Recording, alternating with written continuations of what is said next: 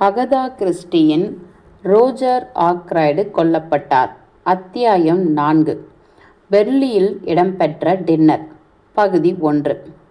பெர்லி park இல்லத்தில் நான் வாசல் அழைப்பு மணியை அடித்தபோது மணி 7:15 தாண்டி ஓரிரு நிமிடங்கள் கடந்திருந்தது. வருவோர் அழைத்தவுடன் திறக்கவே காத்திருந்தது போல உடனடியாய் பட்லர் பார்க்கரால் கதவு திறந்துவிடப்பட்டது. அருமையான ஓர் இரவாக அன்றைய இரவு அமைந்திருந்ததால காலார நடந்து செல்வதையே நான் விரும்பி தேர்ந்தெடுத்திருந்தேன். பிரம்மாண்டமாய் இருந்த முன்னறைக்குள் நான் நுழைந்து நின்றதும் என் மேல்கோட்டினை கழற்றுவதில் உதவினான் பட்லர். அதே சமயத்தில் ஆக்ராய்டின் காரியதரிசியும் பார்க்க மிக லட்சணமாக இருக்கும் இளைய அழகனுமான ரேமன் என்ற பெயர் கொண்ட வாலிபன் கை நிறைய தாள்களுடன் ஆக்ராய்டின் படிக்கும் மறைக்கு போக முன்னறையை கடந்து கொண்டிருந்தான். Good evening doctor. டின்னருக்கா இல்லை இது தொழில் ரீதியான சந்திப்பா? அங்கிருந்த ஓக் மர டேபிளின் மீது நான் கையோடு கொண்டு வந்திருந்த என்னுடைய அலுவலக கருப்பு பையினை வைத்திருந்தேன். அதை பார்த்ததால ரேமன் கேட்ட கேள்வி இது. ஒரு பிரசவ கேஸை கவனிக்க எப்பொழுது வேண்டுமானாலும் அழைப்பு வரலாம் என்னும் நிலையில் நான் இருப்பதாகவும் அந்த அவசர அழைப்புக்கு என்னை நானே தயார்படுத்தி கொண்டு எனது டாக்டர் பையனை கையோடு கொண்டு வந்து விட்டதாகவும் விளக்கினேன். ஒப்புதலாய் தலையசைத்த ரேமன் அவன் வழி பார்த்து கொண்டு முன்னேறினான். தோல் வழியே பின்வருமாறு கூறிக்கொண்டு, டிராயிங் ரூமுக்கு நேராக போயிடுங்க, உங்களுக்கு தான் வழி தெரியுமே. நான் இந்த தாள்களை கொண்டு போய் மிஸ்டர் ஆக்ராய்டு கிட்ட கொடுக்க வேண்டியிருக்கு. நீங்கள் இங்கே இருக்கிற விஷயத்த அவராண்ட நான் சொல்லிடுறேன். ரேமன் என்னுடன் இணைந்து கொண்டதுமே பார்க்கர் விலக்கியிருந்தபடியால் நான் தனியாக விடப்பட்டேன். என் டையினை கழற்றி பெட்டி அருகே வைத்தேன். அங்கிருந்த பெரிய நிலை கண்ணாடியில் என்னை ஒரு முறை பார்த்து திருத்தி கொண்டேன். எனக்கு நேர் எதிராயிருக்கும் கதவு தான் டிராயிங் ரூமுக்கு இட்டு செல்லும் கதவு என்பது எனக்கு தெரியும். ஆகையால் அதை நோக்கி குறுக்காக நடந்து முன்னேறினேன். அந்த கதவின் பிடியை அமுக்கி கதவினை திறக்க வேண்டியது தான் பாக்கி. அப்பொழுது உள்ளிருந்து ஒரு ஓசையை கேட்டேன்.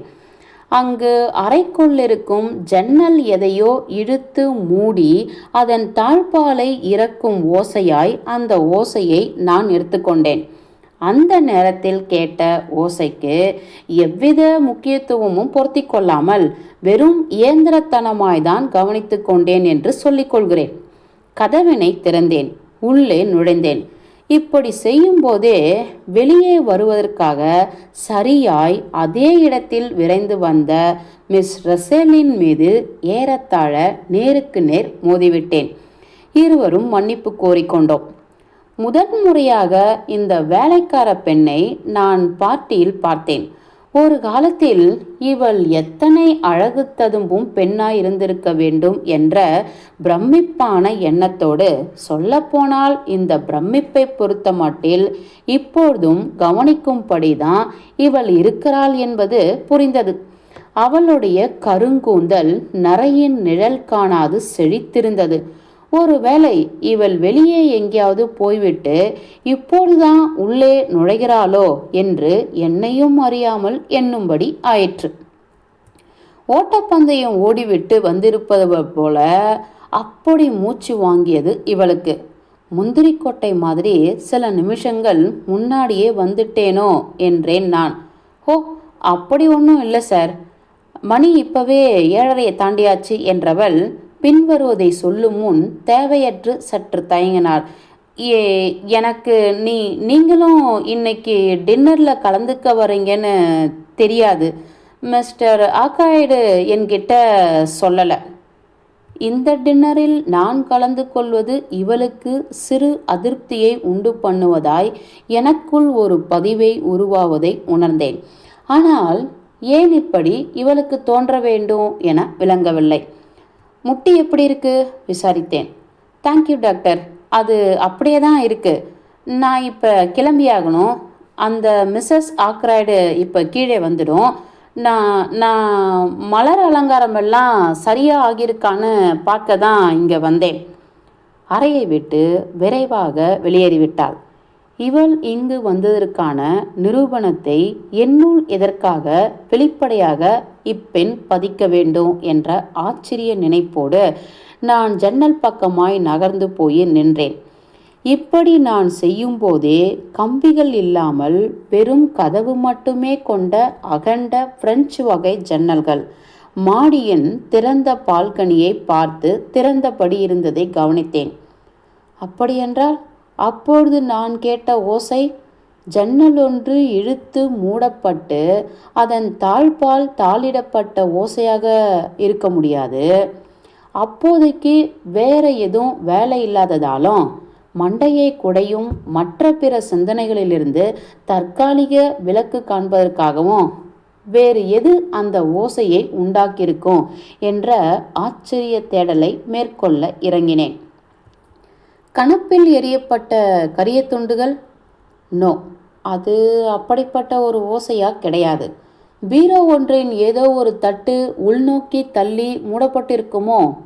நோ, அதுவும் கிடையாது. அப்பொழுது என் கண்கள் அதில் நிலை குத்தி நின்றன. அது ஒரு வெள்ளி டேபிள். அதன் மூடியை தூக்கி திறக்கலாம். அது கண்ணாடி மூடி. ஆகவே அதனுள் இருக்கும் பொருட்கள் வெளிப்படையாக தெரியும். அதை தாண்டி போகும்போது உள்ளே என்னென்ன இருக்கின்றன என நோட்டமிட்டேன்.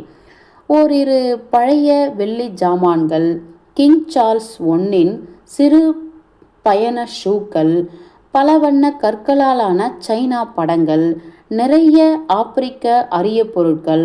சைனா படங்களில் ஒன்றினை எடுத்து மிக அருகாமையில் வைத்து பரிசோதித்து பார்க்க விரும்பிய நான் மூடியை திறந்தேன். அது என் விரல் இடுக்குகளில் வழுக்கி விழுந்தது. அதே கணத்தில் நான் கேட்ட ஓசையினை அடையாளம் கண்டுவிட்டேன். இந்த மூடியே தான் அப்பொழுது மெதுவாகவும் ஜாக்கிரதையாகவும் மூடப்பட்டிருக்கின்றது. என்னுடைய திருப்திக்காக ஓரிரு முறை மூடியை நான் திறந்து மூடி பார்த்து கொண்டேன். பிறகு மூடியை முழுக்க திறந்து எனக்கு வேண்டிய பொருட்களை கிட்டத்தில் வைத்து பார்த்து கொண்டேன். நான் இன்னமும் திறந்த நிலையில் இருந்த வெள்ளி டேபிளில் குனிந்து பார்த்து கொண்டிருக்கும் போது ஃப்ளோரா ஆக்ரைடு உள்ளே வந்தாள். நிறைய பேருக்கு ஃப்ளோரா ஆக்ரைடை கண்டால் பிடிப்பதில்லை. ஆனால் அவளை பிரமிக்காமல் யாராலும் இருந்துவிட முடியாது. அவளுடைய நண்பர்களுக்கு இவள் இன்னமும் வசீகரம் மிகுந்தவளாக இருக்க வேண்டும். எடுத்த எடுப்பில் உங்களை வந்து அறையும் அவளுடைய பொலிவு, அவளது அளவுக்கு அதிகமான வெண்ணிறமாகும். அவளது கண்கள் நீல நிறமானவை. நீலம் எழுந்து அடங்கி அலையும் கடல் அலைகள் போல. அவளது உடல் சருமம் ரோஜா நிறத்திலும் கிரீமின் வழுவழுப்பிலும் மதமதப்பாய் மினுக்கும். ஆண்களை போன்ற தினவு கண்ட தோள்கள் உடையும் இடை. மருத்துவ தொழில் ஊரிருக்கும் என் போன்றவனுக்கு இதனை படுசுத்தமான ஆரோக்கியம் கண்ட ஒருத்தரை பார்ப்பதில் அலாதி இன்னும் அதிகமாகும். சிம்பிளானவள். முதுகுக்கு பின்னால் பேசும் பழக்கமற்று முகத்தில் பேசும் ஒளிவு மறைவற்ற குணம். என்னிடம் நெருங்கி வெள்ளி டேபிள் அருகே நின்று கொண்ட அவள் ஒருவேளை மகாராஜா கிங் சார்ல்ஸ் ஒன் குழந்தையாக இருக்கும்போது ஷூவை அணிந்திருக்கவே மாட்டாரா என்ற மாறுபட்ட கேள்வியை எழுப்பினாள். உடனேயே எப்படியோ என்றவள், இதெல்லாம் ரொம்ப ஓவரா தெரியல என்றாள் நம்பிக்கையற்றவளாய். இந்த ஷூ கிங் சார்லஸ் ஒன் போட்டுக்கிட்டதான், ஏன் வேற ஒருத்தரும் அப்படி போட்டிருக்கவே முடியாதா, கூடாதா? ஹுஃப், இது வெத்து வேட்டு நம்பிக்கைகள். இது மாதிரி தான் மாபெரும் நாவல் எழுதப்பட்ட பேனான்னு ஒரு பேனா பாதுகாக்கப்படும். வெறும் பேனா, அதுக்கு இத்தனை பதவி. இதை பற்றியெல்லாம் மதிப்பாய் பேசும் கலாச்சார புத்தகங்கள் எல்லாம் உங்களுக்கு பழக்கம் கிடையாது போல தோணுது மிஸ் ஃப்ளோரா என்றேன் நான். Oh no no no, I like them. அப்படிப்பட்ட புத்தகங்கள் நான் விரும்பி படிப்பவை. இப்படி ஒரு பதிலை கேட்டதில் நான் குளிர்ந்து போனேன். இந்த காலத்து பெண்கள் படிப்பதாய் சொல்லிக்கொண்டு பீற்றிக்கொள்ளும் புத்தகங்களின் பொருள் அடக்கங்கள் என்னை பயமுறுத்துபவை. நீங்கள் எனக்கு இன்னும் வாழ்த்து தெரிவிக்கல டாக்டர் ஷெப்பர்ட் என்றாள் ஃப்ளோரா. கேள்விப்படலை? அவளது இடக்கையை தூக்கி என் முகத்துக்கு நேராய் நீட்டினாள். அதன் 3வது விரலில் தனிப்பட்டு ஜுவாலித்த ஒரு முத்து மோதிரம் டால் அடித்தது. நான் ரால்ஃபை கைப்பிடிக்க போகிறேன் தெரியுமா என தொடர்ந்தாள். அங்கிளுக்கு ரொம்ப சந்தோஷம்.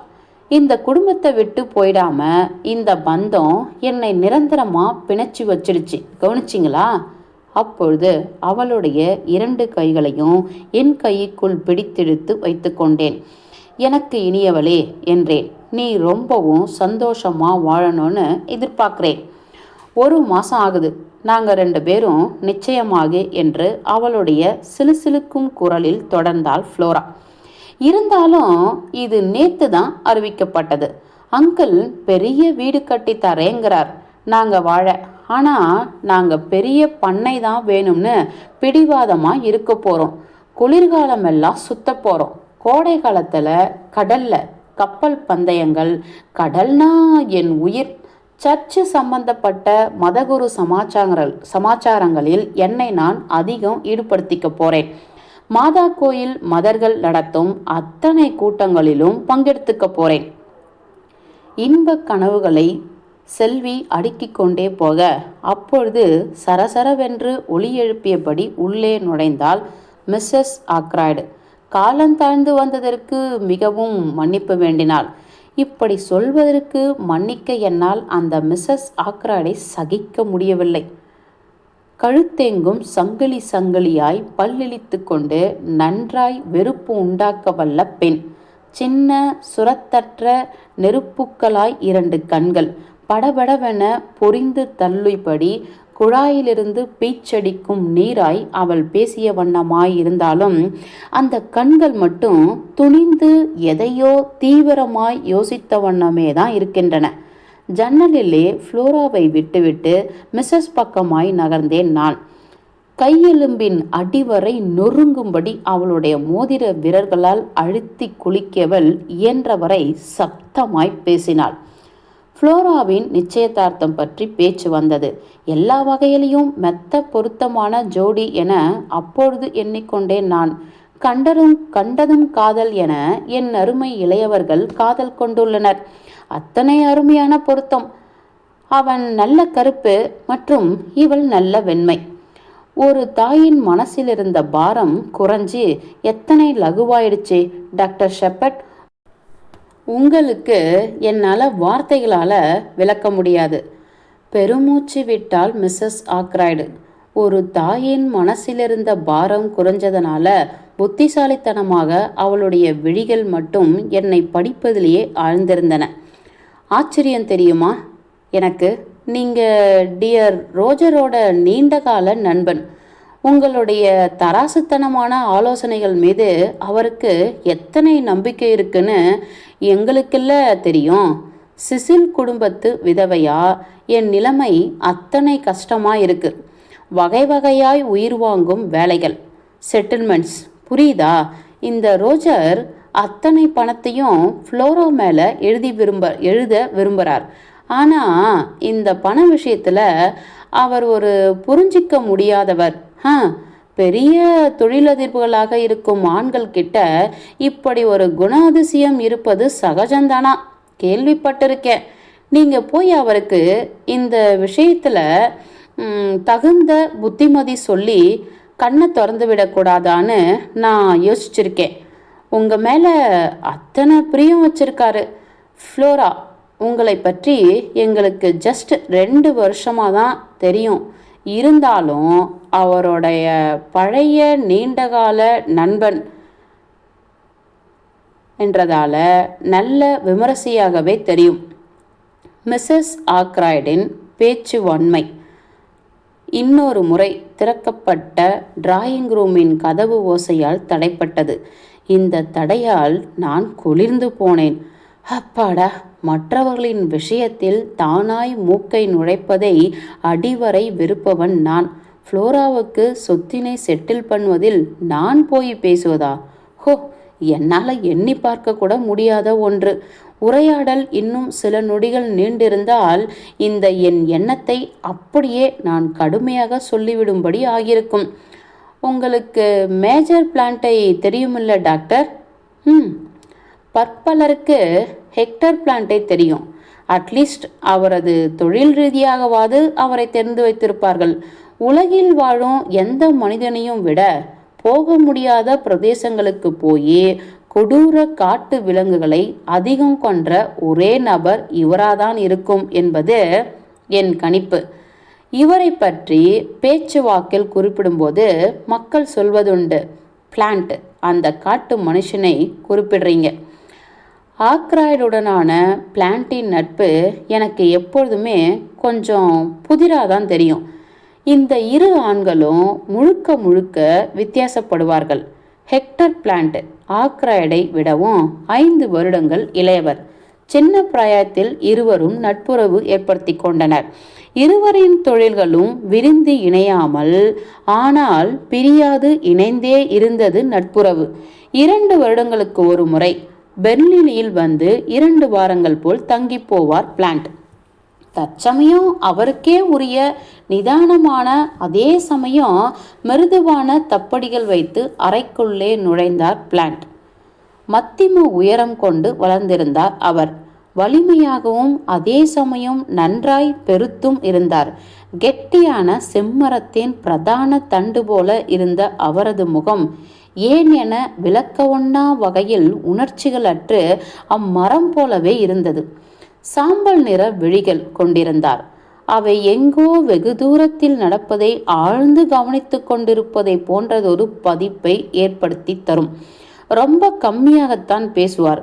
அப்படி பேசப்படுவது ஏதோ அவருக்குள்ளிருந்து வார்த்தைகள் வேண்டா வெறுப்பாக வெளியே தள்ளப்படுவதை போல விட்டு விட்டு தான் இருக்கும். இப்போது அவருக்கே வாடிக்கையாய் உள்ள எதிர்பாரா பேஷனோடு, எப்படி இருக்கங்க டாக்டர் ஷெப்பர்ட் என்றார் திடுத்துப்பென்று. கேட்டுவிட்டு கணப்புக்கு நட்ட நடுவில் வந்து எங்கள் தலைகளுக்கு பின்னால் என்னத்தையோ மிக மிக ஈடுபாடான ஒன்றை பார்த்துவிட்டவரைப் போல அந்த திசையையே பார்த்தபடி நின்றார். மேஜர் பிளான்ட் என்ற ஃப்ளோரா, நீங்கள் இப்போ எனக்கு இந்த ஆப்பிரிக்கன் பொருட்களை பற்றி விளக்கக்கூடாதா என்றாள். இதெல்லாம் என்னன்னு உங்களுக்கு நிச்சயம் தெரியும்னு எனக்கு தெரியும். பிளான்ட் பெண்களை வெறுப்பவர் என்று பலர் வர்ணித்திருப்பதை நான் கேள்விப்பட்டிருக்கிறேன். ஆனால் அவர் இப்பொழுதோ உற்சாகம், ஊக்கம் என்றெல்லாம் சொல்லப்படுவதை விவரிக்கும் விதமாய் கிளம்பி அப்பெண்ணிடம் போனார்.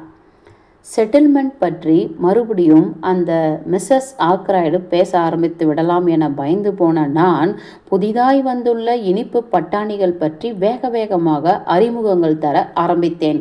அன்றைய டெய்லி மெயிலில் அப்படி ஒரு பட்டாணி வகை உள்ளது என்று காலையில் எனக்கு விவரித்திருந்தது. மிஸ்ஸஸ் ஆக்ராய்டுக்கு தோட்டக்கலை பற்றியெல்லாம் எவ்விதமான அறிதல்களும் கிடையாது. ஆனாலும் அன்றைய தினத்தில் என்னென்ன செய்திகள் பரவி கிடக்கின்றனவோ அவற்றை தனக்கு நன்றாய் தெரிந்தது போல காட்டிக்கொள்ளும் வகை. மேலும் அவளும் டெய்லி மெயில் படிக்கிறாள்.